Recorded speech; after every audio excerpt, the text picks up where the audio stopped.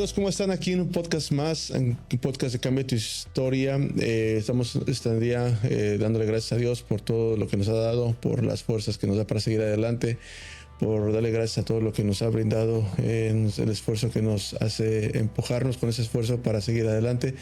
Yo le quiero dar, como digo, gracias a Dios por los proyectos que tengo, por los proyectos que vamos sacando cada día, ya que no es fácil, como lo vengo a veces reiterando en mis videos.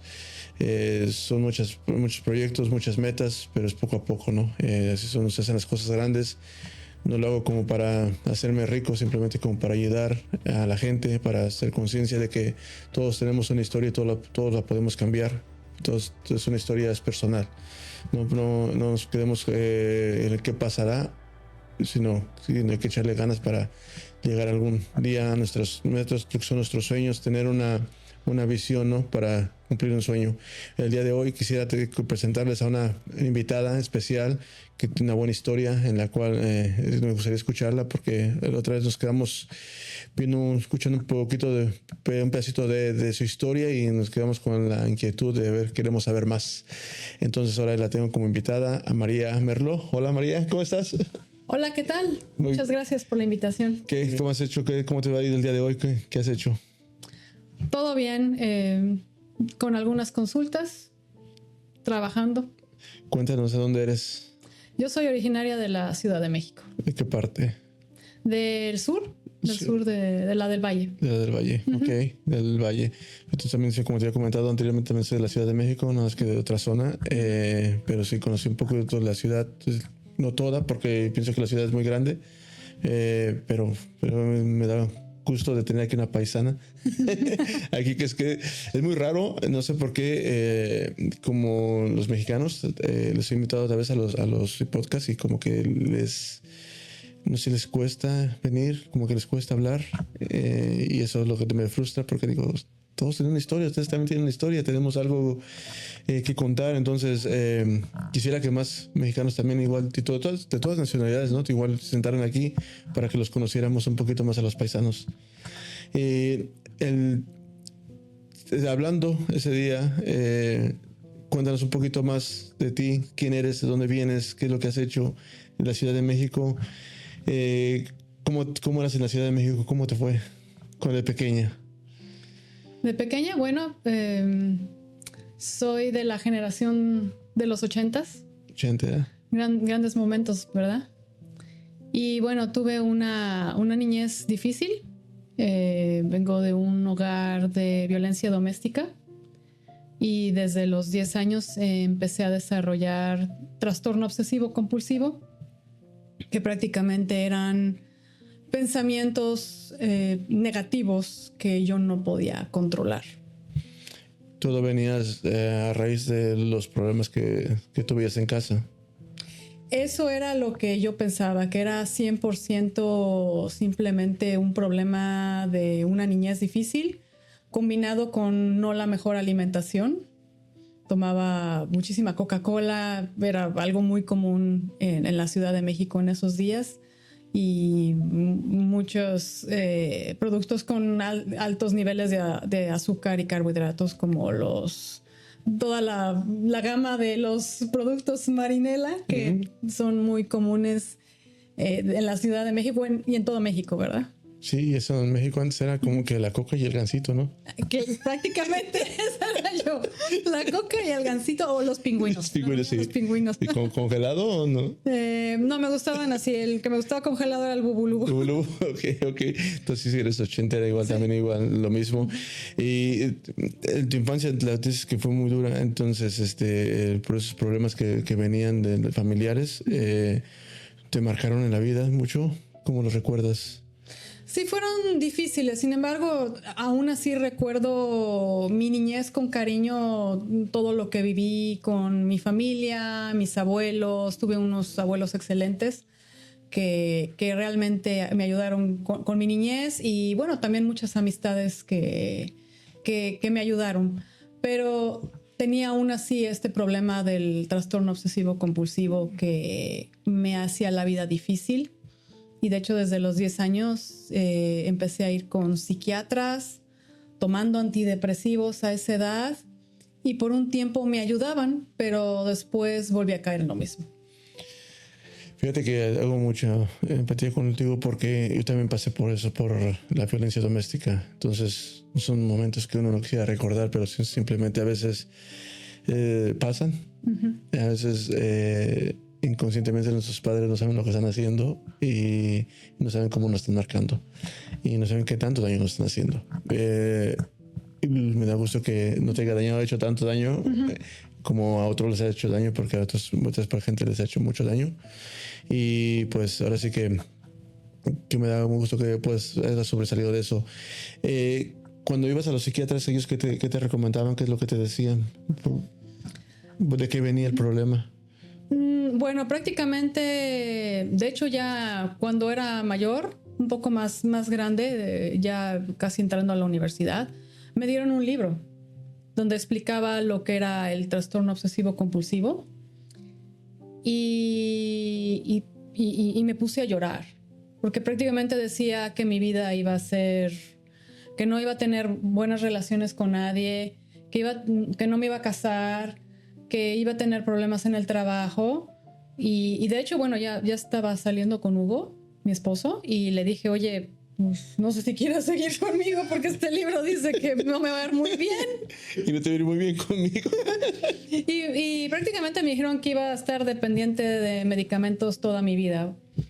La verdad no me dieron un buen augurio de mi vida y es una pérdida para uno estando joven, ¿no? Dice que uno tiene sueños, espera un futuro. ¿Y cómo fue tu juventud en ese entonces, digamos, en la secundaria? ¿Cómo lo vivías? ¿Lo vivías cuando estabas medicándote, tratar de ser amigos, tratar de divertirte? ¿Cómo lo vivías en esos momentos? Todo esto era un secreto. Yo a nadie le contaba qué me estaba pasando. Para mí era como un talón de Aquiles. Okay. No quería que nadie supiera esta debilidad, ni que me asociara con ello. Que dijeran, estás tomando esta decisión porque eres así, te comportas así, porque tienes un problema de salud mental. Y más en los 80s, 90s, hablar de salud mental era un verdadero tabú. Sí. Entonces, pues no, a nadie le conté. Y de hecho yo pensaba que era la única que tenía este problema. Hasta muchos años después que encontré otra persona que tenía el mismo problema. Y fue, de hecho, en una boda. Y me llamó mucho la atención porque se acercó. No era una persona, no era mi amiga, realmente era una conocida. Se acercó a mí y me dice, me siento muy mal. Y empezó a decirme, es que me dan miedo los cuchillos, me decía. Cosas así. Y yo ni siquiera la conocía. Me dice, esto es peor, lo que tengo yo, me decía, esto es peor. Prefiero que me digan que tengo cáncer a tener esto. ¿En serio? Y le dije, ¿qué tienes? Me dice, tengo trastorno obsesivo compulsivo. Y fue la primera vez que supe que había otra persona, además de mí, que tenía este problema. O sea que hay muchas personas que lo tienen, pero no están hablando de esto. No, es un tema muy difícil hablar de esto. Yo creo que en general, ya ahorita ya hay más apertura al tema, pero yo creo que mucha gente sí prefiere mantener esto privado, todo lo que es los problemas de salud mental. ¿Por qué crees que pasa eso? Pues por el mismo tabú, porque no quieren que los relacionen con el problema y no quieren sentirse diferentes o con una debilidad. ¿Tú te sentías diferente a los demás cuando pasabas por esto, cuando estabas joven, tal vez en lo que era tu secundaria, tu preparatoria? Muy diferente. De hecho, yo decía de más pequeña que yo era un alien. ¿En serio? No, me sentía de otro planeta. ¿En serio? Sí. ¿Por qué? ¿Por qué pensabas eso? Porque de alguna manera el trastorno obsesivo compulsivo es lo que ahora llaman una neurodivergencia. Entra dentro del rango. Y mi manera de pensar, mi cerebro, siento yo que no funciona como un cerebro normal. Pienso como en paralelo muchas cosas al mismo tiempo y me puedo enfocar demasiado e ir como más a más detalle. Entonces, pues me sentía diferente. La niña rara del salón. La rara, sí. Ok, entonces, O sea, tú fuiste a la secundaria, estuviste en la preparatoria, en la universidad también sigues con lo mismo y conociste a tu esposo Hugo. Sí. ¿Y qué te decía en ese momento cuando tú le entregaste el libro? Que dijiste, ¿te quieres casar conmigo, en verdad? ¿Qué lo vio? Dijo, pues ahí sigue. Sí se quiso casar. Y si te vas, te pasa, ¿no es cierto? Sí. Y bueno, pues lo aceptó. Lo aceptó y espero que no le haya causado muchos problemas. ¿Cómo fue el apoyo antes de que pasemos a tu relación de esposo, de matrimonio, pero en la relación con tus padres? Cuando ellos se enteraron de esto, ¿cómo te apoyaban? Bueno, mi mamá vive, mi papá ya había fallecido para ese entonces. Ella me apoyó, de hecho ella fue la que me llevó al psiquiatra y se preocupó, aunque nunca hablamos del tema, nunca, de hecho, aunque ella me llevaba, nunca hablamos de que tengo trastorno obsesivo compulsivo, no es realmente un tema. Ok, y como entonces ella te iba apoyando todo el tiempo, te iba trayendo el psiquiatra, medicamento, ¿tomabas mucho medicamento o era poco el medicamento? Tomaba de acuerdo a mi edad, para mi edad y para mi peso, nunca me lo incrementaron, pero me causaban muchos efectos secundarios. Me aletargaban, me dejaban toda idiotizada, me daban una sensación que le llamaban efecto de piel de gallina, Sí, se me erizaba la piel, se me tapaban los oídos, tenía estreñimiento por una semana, porque estos, a los antidepresivos te aletargan en muchos sentidos. De alguna manera están tratando de equilibrar, también causan otros problemas, ¿no? Con los mismos neurotransmisores. ¿Algún momento trataste de decir, no me engañabas que te lo tomabas, no te lo tomabas, o siempre así, seguías el medicamento como tenía que ser? No siempre sí, porque lo necesitaba. Había un cierto nivel de dependencia. Sin embargo, había periodos donde yo mejoraba y lo dejaba completamente con ayuda del psiquiatra. Y de hecho dejaba de ver al psiquiatra por 1 o 2 años. Pero cualquier cambio en mi vida o momento difícil, ¡pum!, me regresaba. O sea, salía un tiempo, pero cualquier situación compleja en mi vida me hacía regresar al mismo problema. ¿Qué situaciones te ponían así? Pérdidas, situaciones difíciles familiares. Cuando tuve a mis hijos, las depresiones postparto me acabaron, y de hecho fue la parte más difícil porque ya el medicamento ya no me servía. Y me ponía, de hecho, peor. Me ponía completamente desquiciada y ya en vez de tomar antidepresivos tenía que tomar ansiolíticos. ¿Y eso para qué te ayudaban? Para tranquilizarme, porque entraba en crisis nerviosas que yo, o sea, no me sentía a gusto en mi propia piel. No podía dormir en toda la noche, pues pasaba noches y noches sin dormir. Y así, casi agarrándome así, o sea, me sentía fatal, o sea, quedaba loca completamente. Tu esposo Hugo siempre estuvo apoyándote, ¿sí? Sí. Se ve que te le queda viendo como que sí. ¿Cómo cuánto ha sido el apoyo de él hacia ti? Pues bastante. Es una situación difícil vivir con una persona que tiene una situación de salud mental. No es fácil. Tienes que entender que esta persona tiene este problema y no va a decir cosas a lo mejor completamente normales, o no lo tienes que entender. Lo bueno es que leyó el librito conmigo, entonces los juntos subrayaron. Subrayamos las instrucciones. ¿Cuánto tiempo llevan juntos? Ya cumplimos 20 años de casados. 20 años. O sea, rápido, ¿no? Esos años vuelan. Sí. ¿Hijos? Tenemos 3 hijos, una hija de 16, una hija de 13 y un hijo de 11. ¿Y tus hijos no salieron sin ningún problema de estos? ¿O ellos también Porque a veces dicen que a veces eso pasa, las enfermedades, ellos son normales, o ustedes dado cuenta ustedes que tienen algunos sufren de eso también. Sí, de hecho, eso fue lo que me abrió los ojos, porque yo pensaba que era más relacionado a mi infancia, pero no, definitivamente hay un factor genético. Afortunadamente, en el caso de mis hijos no ha sido tan serio, y de hecho se ha manifestado de diferentes maneras. Y bueno, nuestro hijo además tiene deficiencia de atención e hiperactividad. En ese sentido sí lo ha tenido muy alto, fuerte, y bueno, también hemos tenido que trabajar con él. ¿Cómo trabajas con él? Pues ha sido lo que yo llamo un enfoque trifásico. Trabajamos mucho en la parte de la nutrición.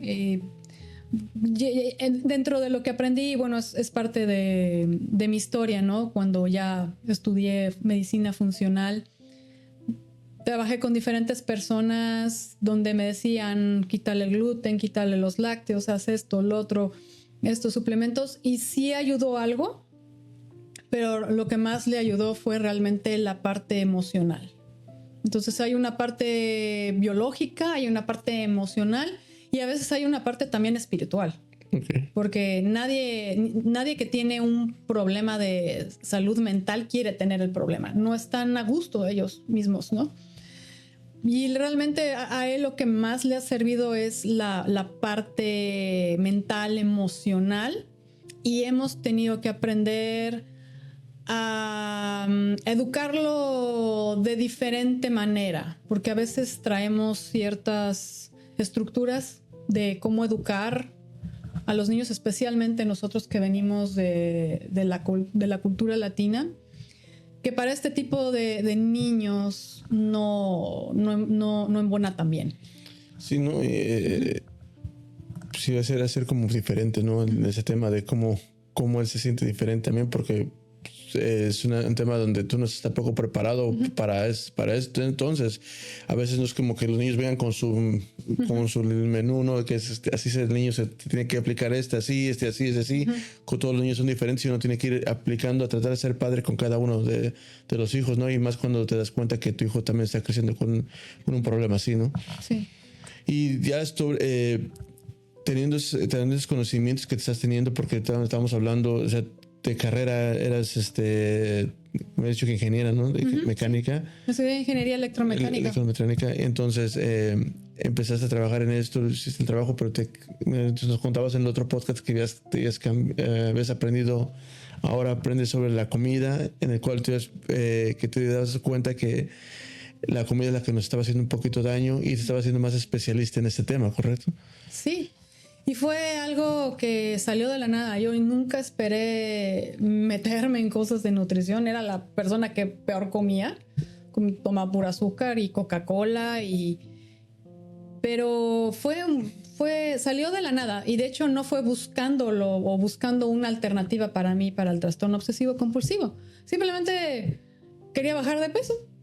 Y encontré este libro que se llama Ultrametabolismo, escrito por el doctor Mark Hyman, que es específicamente para bajar de peso. Pero cuando lo empecé a leer, me dije, espérame, esto no es un libro cualquiera para bajar de peso. Me está explicando muchos procedimientos y funciones del cuerpo que nadie me había explicado y que hacen mucho sentido. Entonces de ahí me interesé más en el autor, y de hecho hay otro libro que se llama Ultramind o Ultramente, digámoslo así, donde dice él que la depresión no puede ser una deficiencia de Prozac, que Prozac es como el número 1 de antidepresivos que existe, ¿no? Y explica todo, los detalles y cómo ayudó a gente con diferentes problemas de salud mental. Y al final viene muchas diferentes tips y recomendaciones, qué tomar, qué pruebas hacerse. Y yo seguí todo al pie de la letra porque no tenía absolutamente nada que perder. Y fue una sorpresa para mí porque empecé a tomar, me acuerdo, suplementos como complejo B, como vitamina D y omega 3. Y de repente, espérame, mis pensamientos ya no son tan fuertes. Y eso me llamó mucho la atención.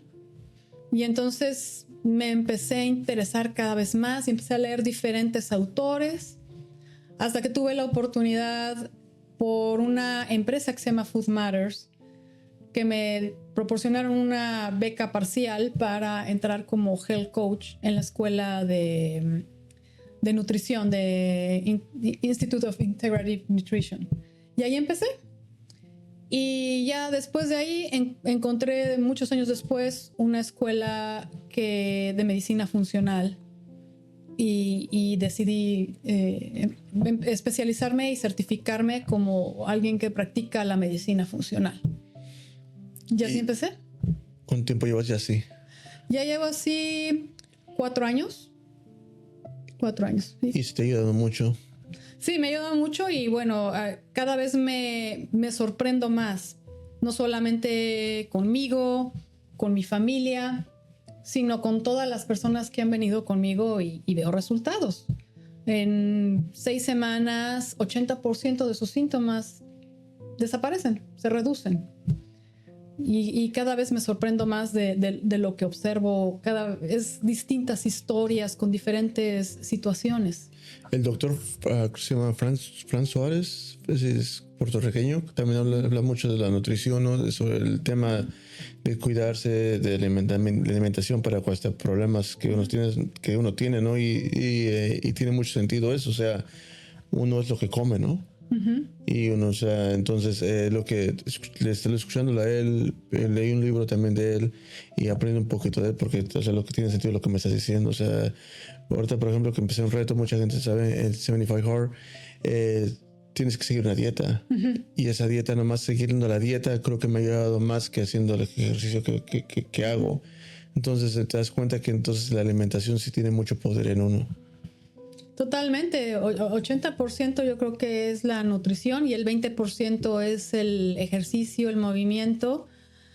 Sí, especialmente para las personas que quieren bajar de peso, verse con un cierto aspecto físico de composición más muscular, pero en general también para la salud. Entonces, descubriendo este libro, descubriendo este doctor, ¿cuánto tiempo es que te tardó para poder ya no tomar medicamento? ¿Lo seguiste tomando? ¿Cómo lo fuiste llevando? Pues fue paulatinamente los conocimientos. Todavía en ese entonces no entendía el porqué del todo, pero tenía una idea basado en lo que él transmitía. Y bueno, ya cuando empecé a estudiar de Health Coach, yo ya estaba sin medicamento y ya llevo 11 años sin nada de medicamento, cuando me dijeron que tenía que estar de por vida. ¿Cómo te empezaste a sentir? Pues me siento muy bien, la verdad, y lo digo honestamente, estoy 95% de remisión. Rara vez tengo un pensamiento obsesivo compulsivo, rara vez. Y conozco gente que sigue tomando medicamentos. De hecho, la persona que conocí en la boda sigue tomando los medicamentos hasta ahorita. Y yo llevo ya 11 años. ¿Lo has contactado? ¿Le has dicho, hey, ven, haz esto? ¿Has ayudado, tratar de ayudarla? Pues no tengo el contacto ya con esa persona. A lo mejor debería tratar de buscarla. Si me está viendo, pues te puedo ayudar. Sí, porque ahorita te estás siendo una experta en esta materia, ¿no? Y eso, entre más ayudas a la gente con tu experiencia, con lo que sabes, con lo que estás aprendiendo, pues sería muy bueno, porque trata de ayudar a cierta gente que lo necesita, que no sabe que a veces necesita la gente. Mucha gente se medica mucho, piensa que la medicina es todo, y a veces nunca la medicina es todo. O sea, hay otras cosas que uno puede seguir para poderse sentir mejor o estar mejor, ¿no? Y no nada más puede ser uno, puede ser algún familiar también. Sí, digo, la medicina, no somos enemigos de la medicina convencional, la necesitamos en muchos casos, especialmente en casos críticos, agudos, pues nos pueden salvar la vida. Y de hecho, a veces la necesitamos inclusive cuando hacemos holístico, porque ayudan a estabilizar. En el caso, por ejemplo, de mi hijo con la deficiencia de atención e hiperactividad, él por muchísimo tiempo tuvo que seguir tomando medicamento. Y de hecho fue una decisión difícil que llegar a tomar el medicamento. Nos tardamos 2-3 años en decidirlo y fue como último recurso.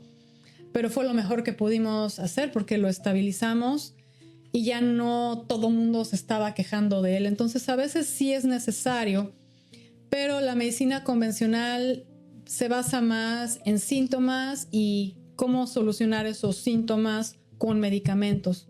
Realmente no traen en la escuela un análisis de causa raíz.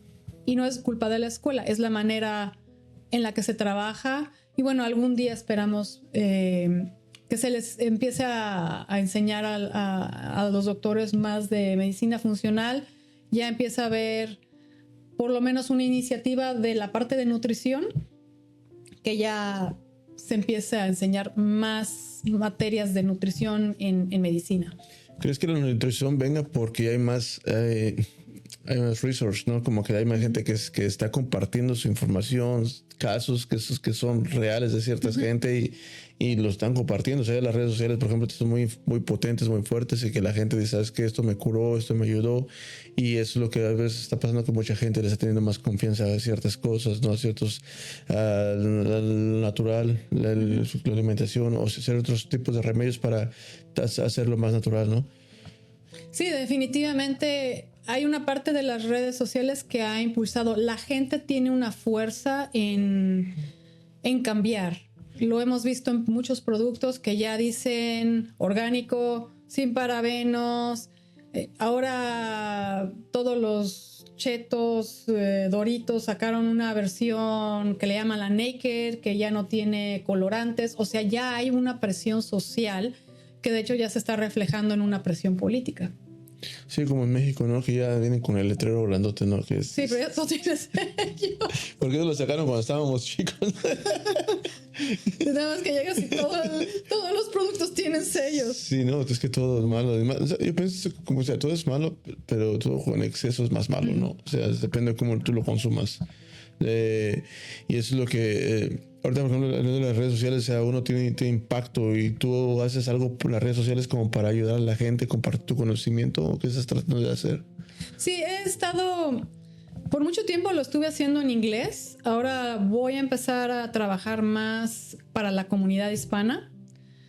Sí, tengo mis redes sociales, tengo Instagram, tengo Facebook, pero ya voy a trabajar más porque necesito que la gente sepa de esta información. Hay mucha en inglés, pero no hay tanta en español. ¿Hay MySpace? ¿Todavía lo tienes? MySpace, no tengo MySpace. ya ha pasado, ¿no? Ya pasó de moda. Sí. No sé, y más que la comunidad hispana es la que pienso que es la que también necesita la información, porque hay cierta información que no les llega a ellos, de ciertos doctores, que hay muchos libros que son en inglés, que no los están en español, no son traducidos en español. Entonces, tú al tener ese conocimiento, saber lo que sabes y poder compartir con la gente, apoyarla, motivarla, sería muy padre, porque tienen que escuchar de alguien, ¿no? Y si puedes tú lograr hacer eso, sería esencial. Sí, es nuestro proyecto.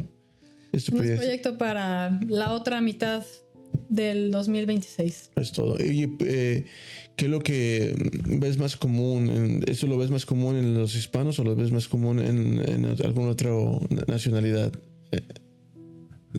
con lo que sufres? ¿Lo del trastorno obsesivo compulsivo? Pues yo creo que no hay nacionalidad para esto. Cualquiera, me ha tocado ver tanto hispanos, americanos. Yo creo que simplemente está ahí y a cualquiera le puede suceder. En el tema, por ejemplo, el americano, como que a veces también busca más ayuda, el hispano no tanto. ¿Por qué crees que el hispano busca esta ayuda? Como para, si tiene esos trastornos, es como que siempre, tú estás bien, dale, vete, que tú estás bien. Y el americano como que sí, la cultura es un poquito diferente, porque sí, como que dicen, hey, tú si necesitas algo, necesitamos a ver al doctor, vamos aquí, vamos allá. Empiezan a buscar esa ayuda, y los hispanos a veces no hacemos eso. ¿Por qué crees que pasa eso? Pues yo creo que la cultura aquí es más abierta al tema de la salud mental. cuando en los países de Latinoamérica se siente uno más juzgado por, pues como es antes la cultura, ¿no? De que había muchísimo tabú, y yo creo que ya apenas se está empezando a quitar ese tabú. ¿Cuáles eran más tus miedos cuando tú estabas con esta enfermedad? Cuando la sentías, cuando a veces tomabas la medicina, te sentías con eso, a veces que no te sentías bien, algún miedo que sentías tú dentro de ti que fueras a hacer algo malo? Sí, prácticamente era ese mi miedo, parecido a la de la persona de la boda. Son pensamientos que sientes muy fuertes y crees que son reales, que vas a hacer algo malo o te vas a hacer daño a ti mismo o a alguien más. Y sí, son duros, porque es como una mala película que te pasa a tu cerebro. Eso es lo que es una mala película. Y no la puedes quitar. Que uno se está creando, ¿no? Y en verdad a veces no están ni pasando las cosas. Y en todo ese tema que lo vas llevando bien, lo estás apoyándote, ¿qué más piensas que la gente debe saber que no sabe o que no pregunta sobre este tipo de enfermedad? Pues bueno, basado en mi caso es que sí hay formas de controlarlo. No va probablemente a desaparecer. No hay una cura. No creo que se pueda hablar de una cura. Yo creo que tiene que ver con algo que ya ciertas personas tienen su cerebro, su manera de procesar su cerebro, pero que ustedes pueden estar en control. Y definitivamente está el problema, a lo mejor que es real, esta manera diferente de trabajar del cerebro, pero encima cuando tienes una mala alimentación, tienes estrés, no duermes bien, todo eso va exacerbando el problema. Entonces depende de uno, tal vez no va a eliminarlo, pero por lo menos lo puedes controlar y vivir la mejor versión de ti mismo y del problema. Sí. Esa dieta que seguías, ¿es muy rigurosa la dieta que tienes que seguir? ¿Hay muchos cambios en tu dieta del día a día? ¿O sí hay como que a veces digas, oye, me como esto, sí? ¿O eres muy rigurosa en tu dieta? No, para nada. O sea, yo como normal.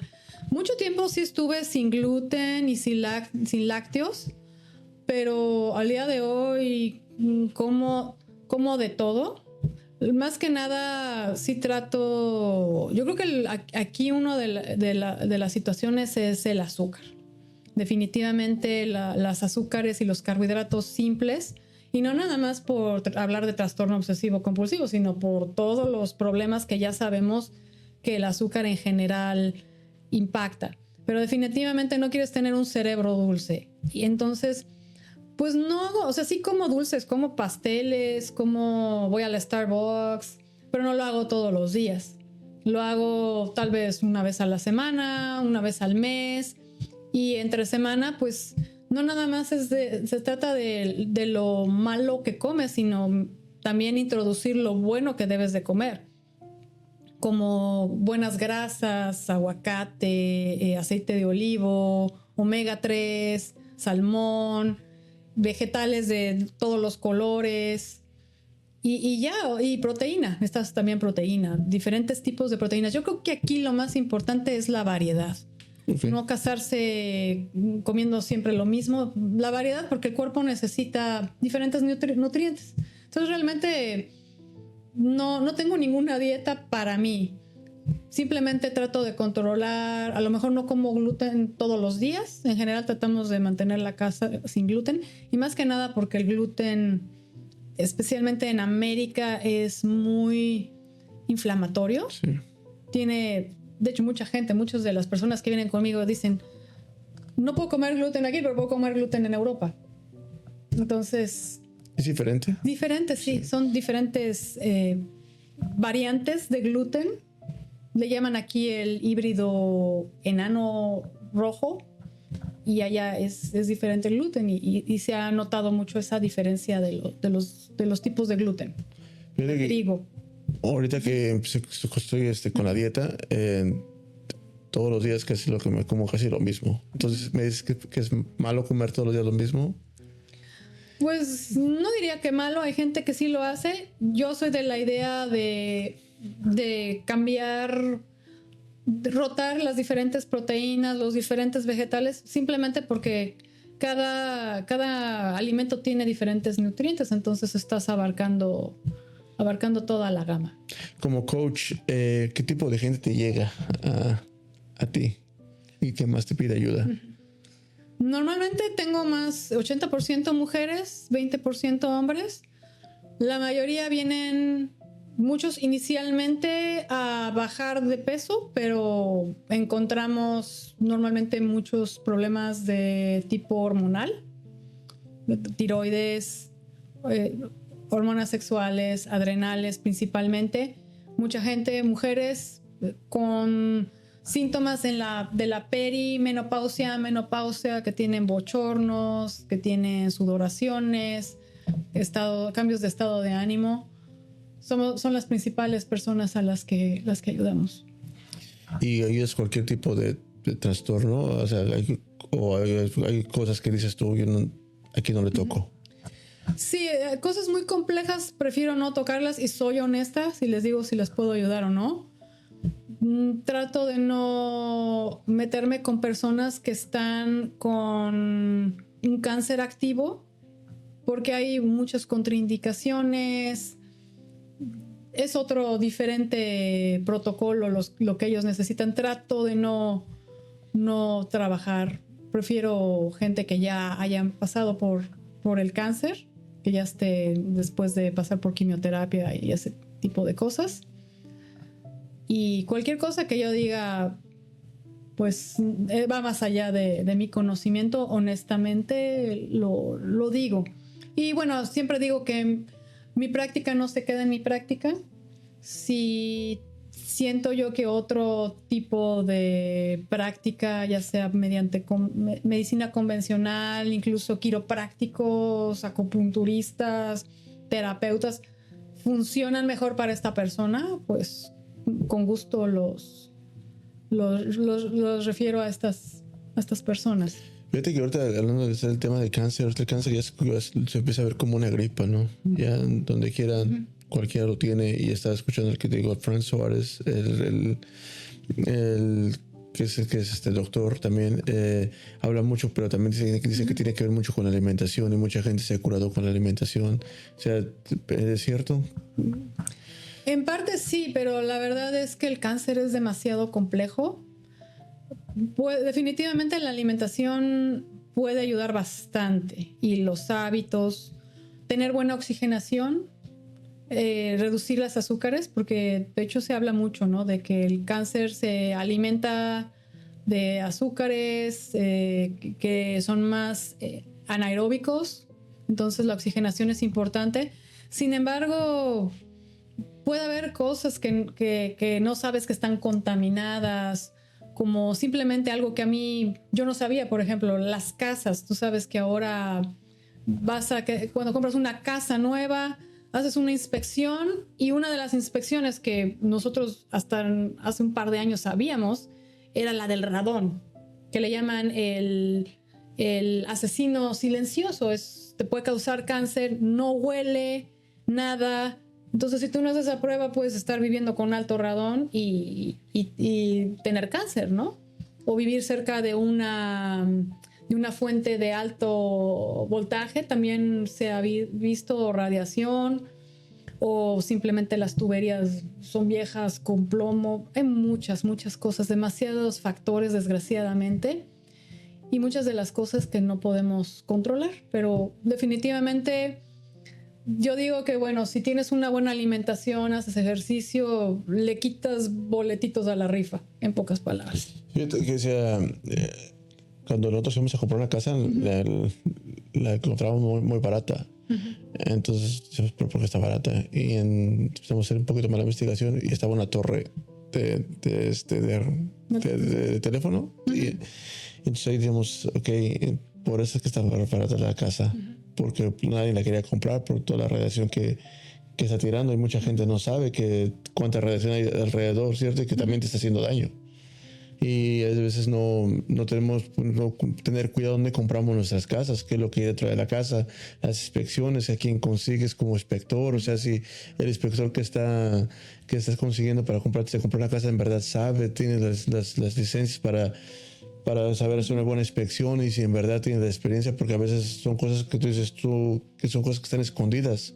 Entonces hay que tener la herramienta y la experiencia correcta para poder hacer una buena inspección porque tú comprando una casa es un sueño para ti, para tus hijos. Y tú lo que menos quieres hacer es llevarlos a un ataúd, ¿no? Se puede decir. Sí, ese es un problema. Yo creo que más, bueno, nosotros como hispanos que venimos aquí a Estados Unidos y es como otro mundo lo de las casas. De México creo que ni inspecciones existen. Y no sé qué hay en las casas, ¿verdad? Pero supongo que también es redón. Pero sí, o sea, son de esas cosas que, pues si no las sabes, no sabes qué hay en la casa, ¿no? Sí, he visto un caso en Florida donde las casas, el drywall, el sheetrock venía de la roca, ¿no? Venía de China y tuvo una subdivisión, la tuvieron que cancelar, o sea, tuvieron que sacar a toda la gente de ahí porque le estaba dando cáncer a la gente. Entonces uno dice, uno compra una casa de sus sueños y uno no sabe si se está metiendo. Pero aparte lo del cáncer, estabas diciendo ahorita que tener cuidado con los azúcares. ¿Qué tanto daño nos están haciendo el azúcar, como lo dices, para el cáncer? O sea, la verdad, una gente que tiene cáncer no tiene que tomar azúcar o comerla. Sí la puede comer, pero el problema es que la cantidad de azúcar que estamos ingiriendo hoy en día es mucho más alta de la que deberíamos de tomar. En teoría, de hecho, la sangre nada más, ¿cuánto crees que debería uno de tener en la sangre corriendo de azúcar? Como cuántas cucharaditas de azúcar, el equivalente. No, pues una coca tiene creo que cuántas 10 cucharadas, ¿no? Creo que son. En la sangre nada más debería haber una cucharadita, en teoría, como 4 o 5 gramos. Sí. Y bueno, no es que uno necesite 4 o 5 gramos, porque uno usa los carbohidratos y el azúcar para las diferentes funciones del día, necesita mucho más. Pero el día de hoy es una cantidad de cucharaditas que se toman o cucharadas ya al día. Pues una coca son como 10 o más. Sí, 10. Entonces es mucho más de lo que uno debería de tomar. Y ese azúcar, pues sí, es un energético, ¿no? El cuerpo funciona principalmente con glucosa. Hay otros modos, pero hay glucosa, es como que el principal, digámoslo, combustible. Pero todo ese exceso de combustible que se tiene o se va al hígado o se va al tejido adiposo, y todo lo que ya no puede el cuerpo, después de un tiempo, pues ya el páncreas se empieza a digamos, vulgarmente a cansar de producir insulina y empiezan los problemas de resistencia a la insulina, empieza a haber, de hecho, un impacto en las células de cómo absorben el azúcar, de cómo van la glucosa, ¿no? Entonces, sí impacta y de hecho es corrosivo tanta azúcar en el cuerpo, es mala, daña el ADN de las células. Una persona normal que digamos que sea normal, digamos, ¿cuánto azúcar tiene en la sangre? ¿Cuánta una persona digamos normal, sí, normal, ya, exacto, que coman normal, digamos, o sea, porque tú sabes que aquí la alimentación es muy, como dices, es muy tibia, muy fea, aquí no tienes, todo lo que comes aquí es azúcar. Sí, bueno, una cosa, de hecho es una de las diferencias de la medicina funcional, una cosa es normal y otra es óptima. Normal, bueno, ahora lo que utilizamos, hay diferentes maneras de medir el azúcar en la sangre, especialmente. Está la glucosa en ayuno, que vas al doctor y te dicen que tienes que estar en ayunos, que hay, bueno, un rango, digamos, entre 75 a 90 se considera óptimo, después de 90 ya. Pero bueno, depende mucho de lo que comiste el día anterior, depende de tus niveles de estrés. Y un medidor un poco más confiable es lo que llaman el famoso número A1C, que se refiere, digamos, a la glucosa que está adherida, digámoslo así, a los glóbulos rojos. Y como los glóbulos rojos tienen una vida media de 3 meses, pues como que te da un promedio de tus niveles de glucosa en 3 meses. Entonces, normalmente un rango óptimo sería entre 4.9 a 5.3. Pero la mayoría de la gente tiene 5.5. He tenido gente en 6.5, conozco gente en 10. Ya más de 7 ya estamos hablando de un problema de diabetes. 5.7% ya estamos hablando de una prediabetes. Depende de los rangos como los manejen los diferentes laboratorios, pero más o menos, digamos, 5.7 ya se empieza a considerar prediabetes. 7 ya se considera diabetes. Entre 6 y 7 ya es para arriba, ¿no? Fíjate que yo tengo mi amigo que es doctor Julián, saludos. Él me puso un cosito, un sensor para checar la glucosa y cómo si tiene efecto lo que comes, porque hace los picos. Entonces comía un poquito algo y al poco empezaba a checarlo y hacía los piquitos que subía y decía, wow. Entonces ahí fue cuando empecé a bajar de peso, porque entonces ya iba cuidando lo que iba comiendo. Entonces decía, esto sí, esto no, esto sí, esto no. Y me ayudó mucho porque entonces ya fui cuidando más mi dieta, porque me fui quitando demasiadas cosas en esto, porque o sea, uno no se da cuenta que lo que está comiendo y piensas que lo que estás comiendo está haciendo bien. Y claro, a mí lo que me hace bien, a ti te puede hacer mal, ¿no? Y a ti lo que le hace mal a ti me puede hacer bien a mí. O sea que todos sus cuerpos somos diferentes, ¿no?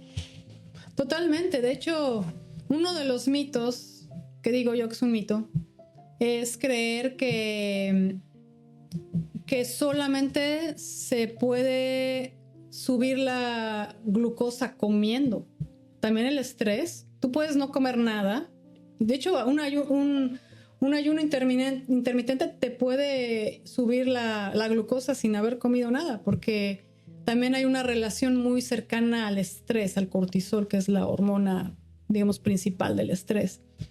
Entonces, también puede ser por ahí. Entonces, no necesariamente por los alimentos. Y también hay alimentos que a lo mejor ni siquiera tienen carbohidratos y te generan un pico de glucosa, porque a lo mejor tienes una sensibilidad alimentaria a ese alimento, ¿no?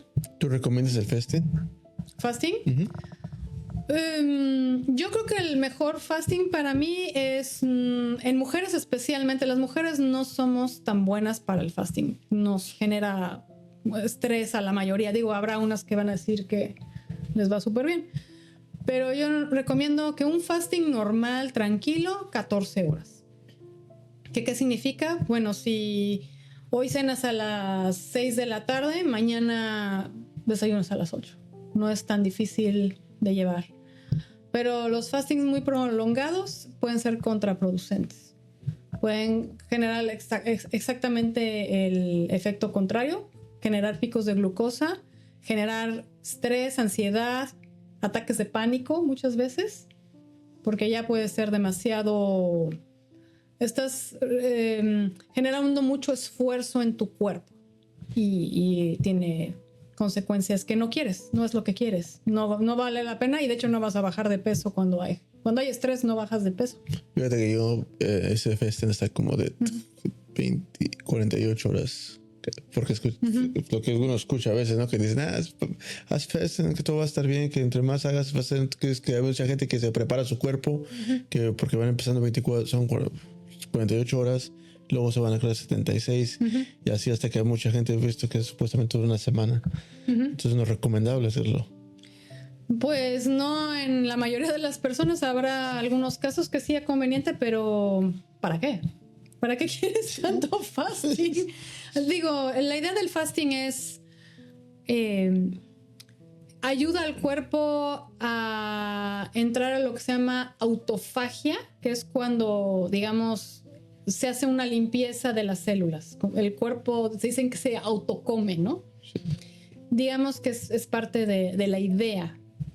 Pero Yo creo que ya mucho tiempo no creo que sea sano. Yo creo que tu cuerpo se empieza a sentir muy estresado y de hecho es contraproducente. Y además necesitas nutrientes. Y es un riesgo, especialmente si estás en la calle, pues te puedes desmayar. Sí. Si lo tienes muy prolongado. Otra cosa, no sé si es cierto esto, yo lo escuché igual, que supuestamente donde, si uno, por ejemplo, de donde es la persona, donde nació, donde creció, ese alimento que se da en esa área le va a hacer más mejor a esa persona.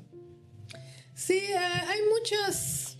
Hay de hecho una parte, obviamente, la genética de uno con muchas generaciones, obviamente se adapta a esos alimentos, tiene una mayor adaptación. Sin embargo, no es una garantía. Puedes tener una sensibilidad al maíz, aunque todas tus generaciones anteriores hayan comido maíz, tortillas, ¿no? Sí. No es ninguna garantía. ¿Una guajolota no la recomiendas? ¿Manda? ¿Una guajolota? ¿Una guajolota? Sí, sí,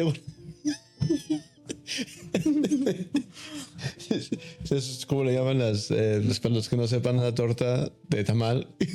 Sí, no, pues y con el atole de masa. Sí, no, ese es carbohidrato, sobre carbohidrato, sobre carbohidrato, más grasa, o sea, pase directo a las lonjas, al tejido adiposo. Muchos estaba joven y cuando estaba en México siempre pasaba por mi guajolota para agarrar energía. Sí. No, qué bueno, o sea, fíjate que se va aprendiendo todos los días porque son cosas temas que no los había escuchado, la verdad. O sea, he hablado con mucha gente de ciertos temas y por eso es que ahora me da gusto conocer a más gente con la cual puedo dialogar y aprender, porque todos los días aprendemos algo nuevo y son temas que la verdad ni idea me pasaban por mi cabeza que gente sufría de los trastornos que tú estás hablando o que un trastorno que tanto daño te pudiera hacer, ¿no? Y que la comida te pudiera ayudar en mucho a ti o uno como persona. Pues, o sea, yo le digo en ese momento bajar de peso, tan siquiera eso ya con la pura dieta conmigo me ha ayudado y lo recomiendo, sí, que sientes mejor, duermes mejor, estás mejor, tienes más energía, pero a veces la gente no sabe de eso, o sea, prefiere una coca, como es una coca, un gansito, un pan y vámonos, ¿no? Y eso a veces es más caro que hasta a veces comer sano también se sale un poco también y barato. El tema es el tiempo para preparar sus comidas sanas, ¿no? Sí, yo creo que es el reto mayor. La preparación para que no salgas, especialmente la gente que trabaja, que tienen que ir de un lado a otro, gente que están en ventas, por ejemplo, que tienen el cliente A aquí y el cliente B aquí y se les atraviesa la hora de la comida. ¿Cómo evitar que terminen en el McDonald's o en el Chick-fil-A? Yeah. Que nosotros vamos a Chick-fil-A, o sea, no crean que somos unos santos. ¿Te gusta pecar, dice? Me gusta pecar, pero no es... O sea, ya cuando es el problema es cuando es todos los días y los aceites que usan en el Chick-fil-A para asar ese pollo son de los más cancerígenos, de hecho. O sea, son de las papas fritas, es de las peores comidas. Porque ese aceite que usan... Pues no crees que lo van a cambiar cada papa que hacen, ¿no? Obviamente va a estar todo el día ahí, es un aceite corriente, no van a poner aceite de aguacate, van a poner ahí el más barato que encuentren, porque al fin y al cabo son un negocio y lo único que quieren es que te guste mucho para que regreses y ya, mientras ellos reducen los gastos, ¿no? Quieren hacer un negocio.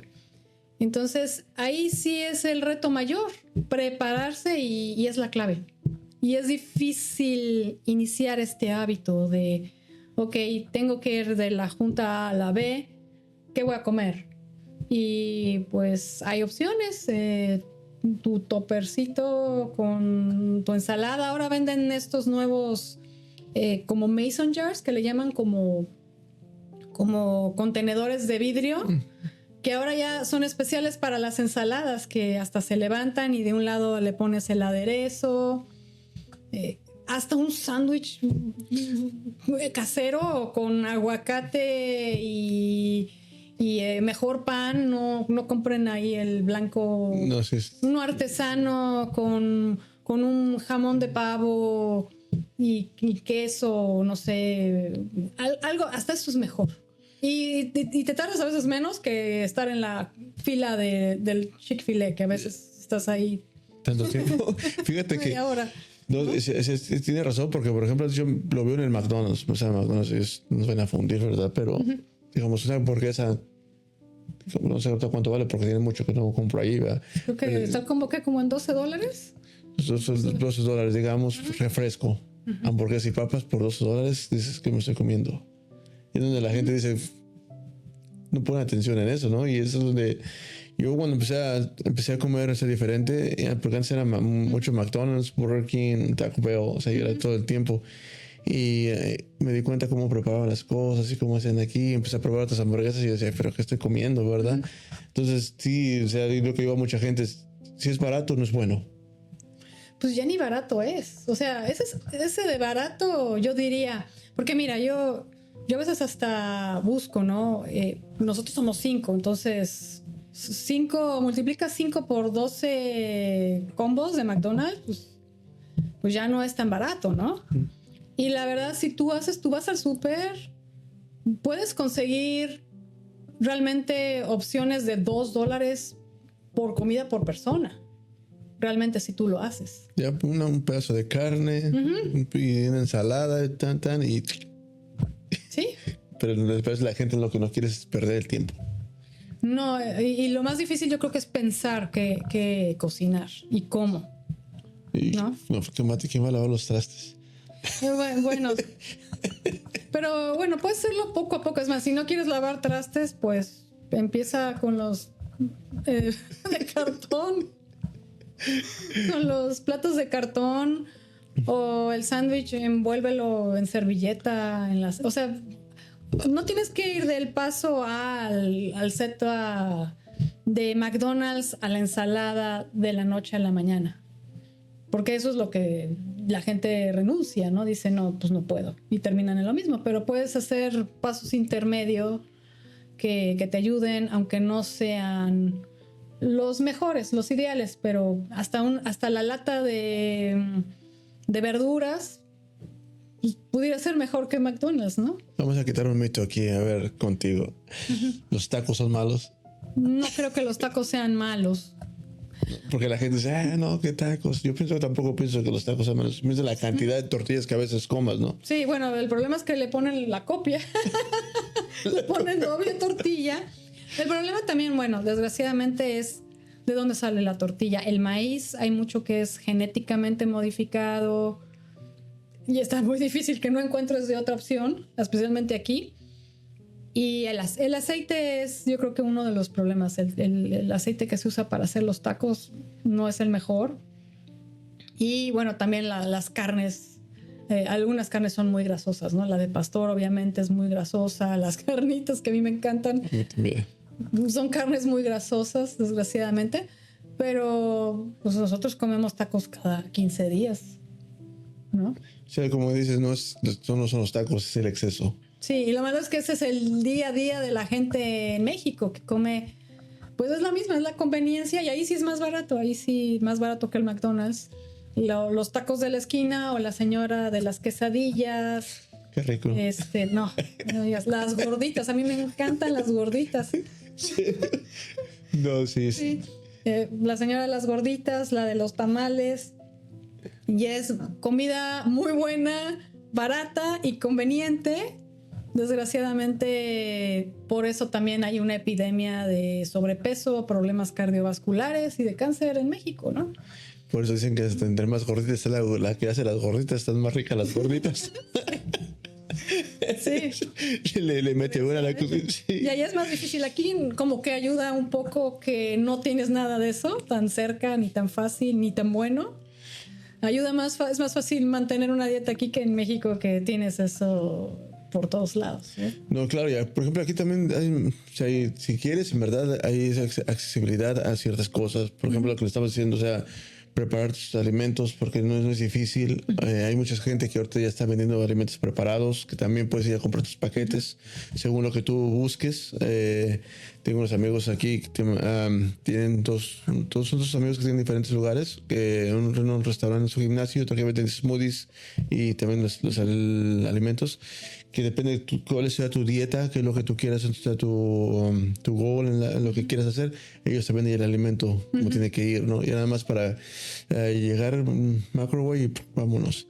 Y también, por ejemplo, mucha gente que se prepara los alimentos desde el fin de semana, ¿no? Y ahorita están vendiendo, ahorita que está hablando de esos toppers, están vendiendo con unos toppers que ya vi que van conectados a la electricidad, con batería que carga, que tú nomás lo prendes y ya te está calentando la comida. O sea, para que no tengas que batallar en eso también. O sea, oportunidades hay, tiempo, nomás lo que a veces uno no quiere tomarse tiempo para poder preparar las cosas, ¿no? Sí, no, incluso ya puedes ir a muchos de los supermercados aquí, al Food Lion, que ya tienen comida preparada o casi lista. De hecho, ya bien, algunos ya tienen como la bolsa, ¿no? Y tú ya nada más la calientas, o sí la tienes que preparar, pero no es tanto trabajo. O incluso ya tienen listas para poner en el microondas, que no son las de los congelados, sino las tienen allá con comida fresca. Claro. A no esa gente, ¿qué consejo le darías a las personas hispanos? O claro que van a haber más hispanos que americanos para que cuiden su alimentación, cómo la tendrían que cuidar, qué son los pasos que deben de tomar para que no sufran estas diabetes, que también aquí está muy mal con los hispanos, que la están sufriendo también por no tener control de nosotros. ¿Qué les recomendarías a ellos? Pues primero, porque yo sé que muchos trabajan y están por muchos lados, que se tomen en serio una hora, o sea, bloqueen, bueno, si es que tienen un calendario, o simplemente pongan firmemente la hora de lunch, porque muchos se la saltan y por eso están corriendo de un lado al otro. Que sí. y yo creo que eso es clave, tener una hora establecida para el lunch y tratar de prepararse lo mejor que puedan. Los fines de semana, si hacen su lista de recetas, saquen el recetario de la abuelita, porque de veras hay muchas. De hecho, si quieren mantener las tradiciones o la comida típica de México o de otro país latinoamericano, la verdad es que la comida latinoamericana no es mala. No es mala. Hay muchos guisos muy buenos que uno puede comer. Ensalada de nopales, tinga con tostadas. O sea, no son malas. Y bueno, pues pídanle ahí a la abuelita, a la mamá, el libro. Siempre hay recetarios. Yo tengo el recetario de Maggie de hace 30 años. Y pueden preparar esas recetas en su casa, ponerlas en un topper. Ahora sí hay los toppers especiales que se calientan en el carro, pues ya no tienen tanto problema con calentar la comida, o simplemente cosas frescas, ¿no? Fíjate que diste un buen punto, ¿verdad? Porque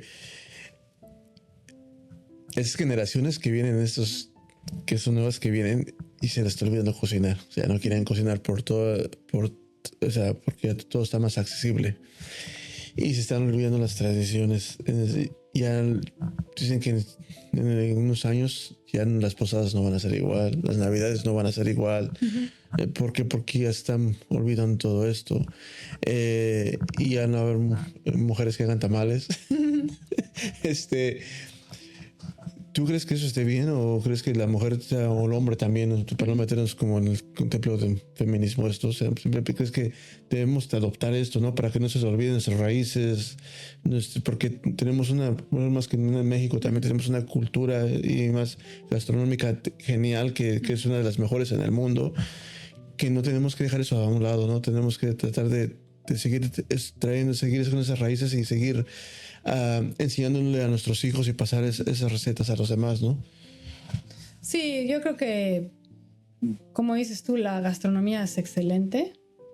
Y más que uno que está aquí lejos, pues con mayor razón, mantener esas tradiciones que nuestros hijos, que se transmiten a nuestros hijos, que sepan nuestros hijos qué son los tacos, qué son las gorditas, muchos de los guisos. Nosotros en la casa tratamos de mantener las tradiciones, algunas no tan saludables, ¿verdad? Como la rosca de reyes. No, está bien.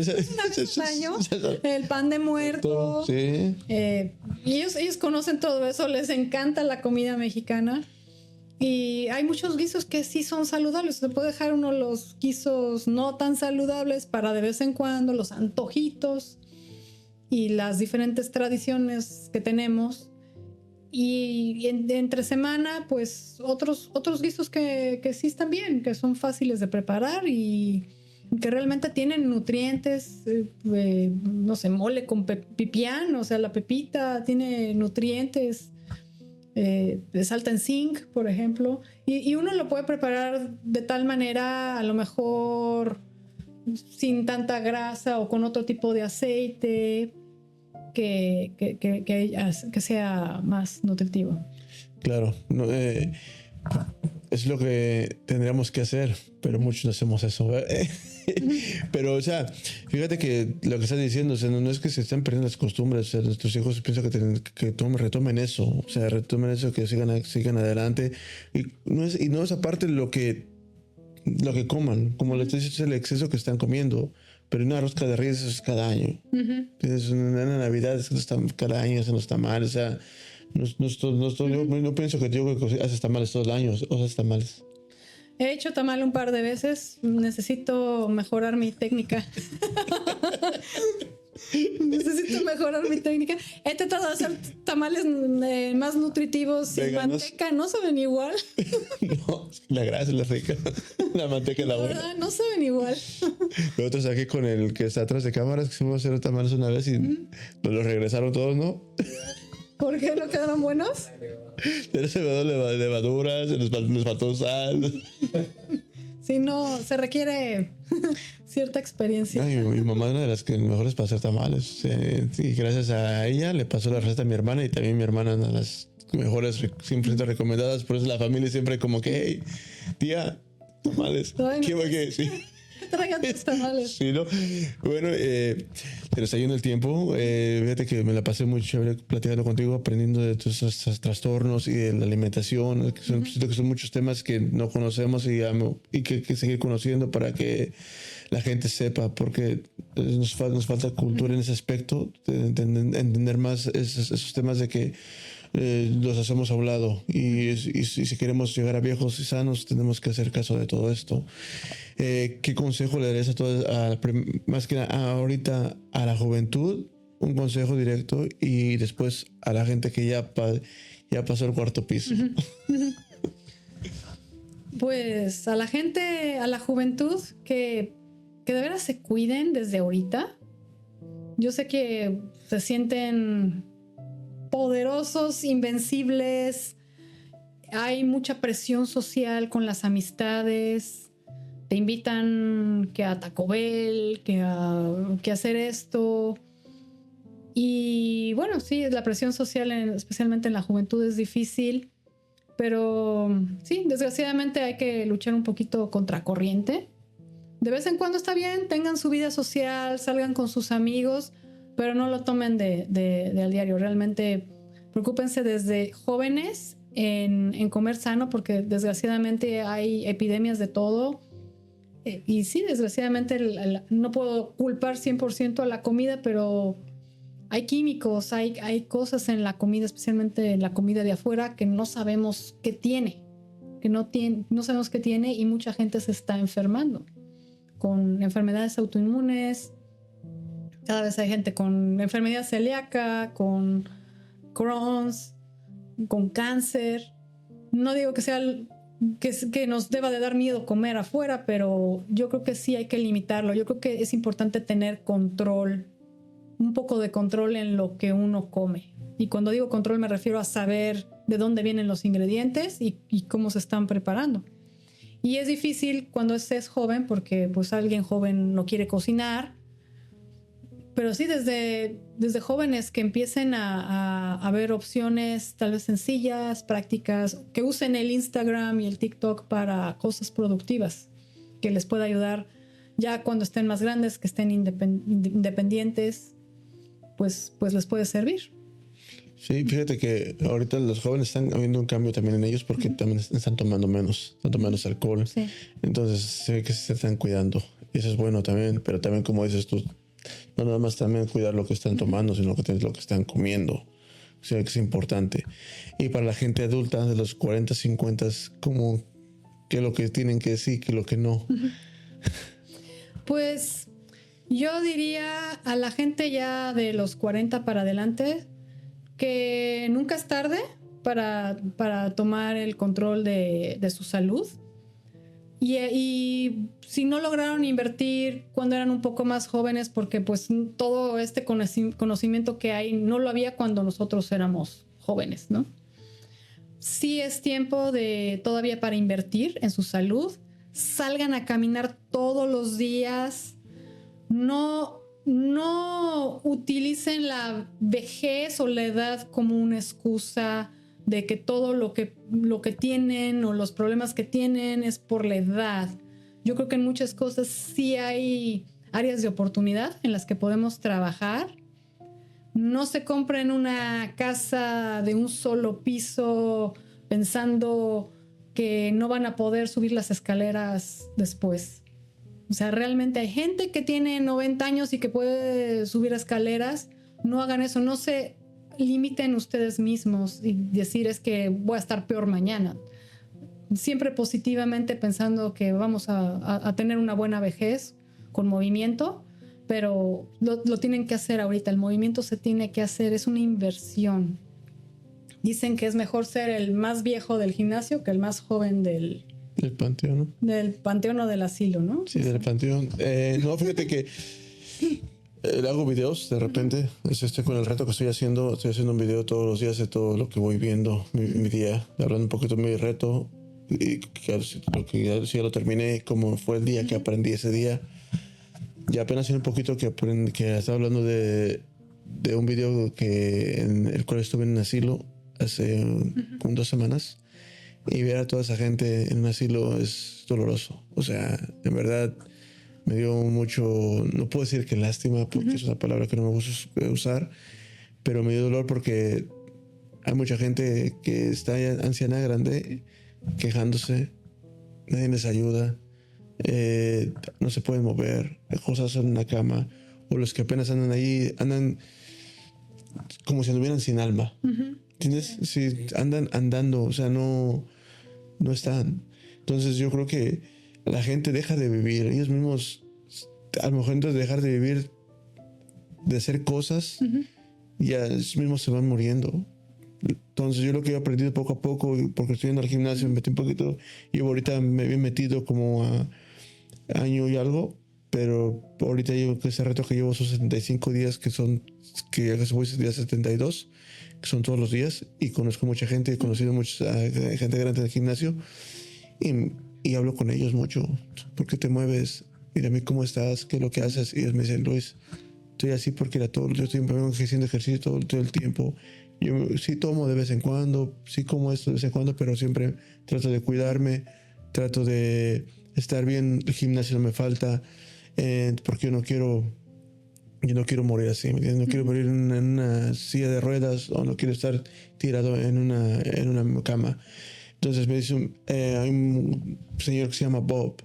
El señor tiene 76 años. El señor se ve bien, camina bien enfocado, tiene ya retirado de su compañía.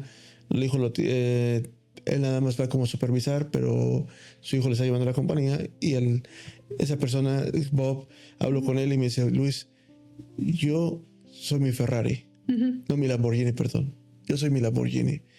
Ese Lamborghini lo tengo que cuidar yo. Entonces, si yo ando caminando, ando haciendo mis cosas, no con mi Lamborghini bien, tranquilo, relajado. ¿Por qué? Porque este es mi cuerpo, eso es mi Lamborghini. Entonces tengo que cuidarme yo bien, tengo que verme bien, tengo que estar bien para que yo no pueda fallar y para que pueda seguir adelante, para poder seguir teniendo una buena vejez. Esa persona lo ve así la vida, y yo pienso que la gente también tiene que verla así la vida. Su cuerpo es un Lamborghini, es un Ferrari, véanlo así. Hay una cosa que no nos damos cuenta, que los días no nos regresan, y lo que no hacemos el día de hoy lo vamos a pagar el día de mañana. Y yo creo que una de las metas en nuestra vejez es ser independientes. No queremos estar dependiendo de nadie ni de un aparato. Yo creo que eso es para mí crucial. Sí, no sé si has escuchado al perro Barumo, Oscar Burgos. No, Oscar Burgos es un comediante de Monterrey. A él lo invitaron al gimnasio y le dicen yo para qué quiero ir a un gimnasio. Y le dijo al amigo, para que te puedas limpiar tú solo cuando estés viejo. Sí, así es. Dice, y desde ese día que me dijo eso mi amigo, dice, no faltó del gimnasio. Ahí se las dejo. Gracias por compartir. Gracias. La pasé muy bien. Espero que le hayas pasado también tú también bien. Gracias por la invitación. Espero que todos puedan ver el capítulo, puedan compartir, porque como le digo, todos tenemos que aprender algo diario, todos necesitamos aprender. ¿Y dónde te pueden buscar tus redes sociales? ¿Dónde te pueden contactar? Me pueden buscar en Facebook y en Instagram como Splend Health, como si fuera casi Splenda, pero sin la A, Health de salud. Y tengo mi página que es splendhealth.com. ¿Tienes un negocio, correcto? ¿Tienes un local, una oficina? ¿Dónde estás localizada? Sí, está aquí en Greenville, en el Bridgeway Station. Okay. Ahí tenemos la oficina. Damos tanto consultas en persona o también virtuales. Okay. En cualquier parte de Estados Unidos. ¿Te ponen el número de teléfono o que te contacten por email o con redes sociales? Por las redes sociales, ahí mismo en la página de Splend Health pueden pedir una cita. Perfecto. Pues muchas gracias. Gracias por todo. Gracias por estar con nosotros. Te lo agradezco. Gracias. Cuídate. Listos.